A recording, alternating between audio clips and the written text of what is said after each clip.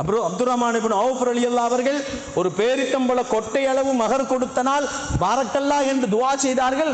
ஒரு காலத்தில் அவர் எவ்வளவு பெரிய பணக்காரராக மாறினார் என்று சொன்னால், அவருடைய குடோன் சாவி இருக்கிறது அல்லவா, அவர் என்ன வியாபாரம் பண்ணாரு? வெண்ணெய் வியாபாரம் பண்ணாரு.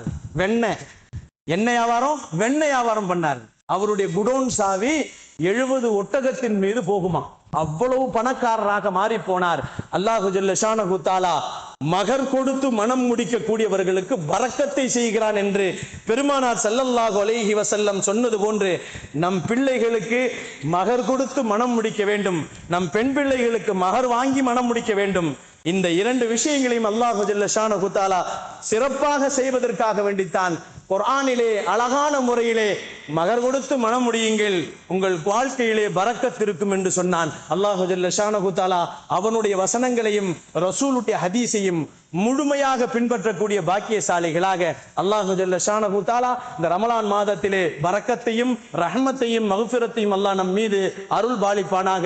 எனக்கும் என்னுடைய குடும்பத்தாருக்கும் உங்களுக்கும் உங்களுடைய குடும்பத்தாருக்கும் அருள் பாலிப்பானாக என்று விடைபெறுகிறேன். வாக்கிரு தாவானா அல்ஹம்துலில்லாஹி ரப்பில் ஆலமீன். அஸ்ஸலாமு அலைக்கும் வரஹ்மத்துல்லாஹி தஆலா வபரகாத்துஹு.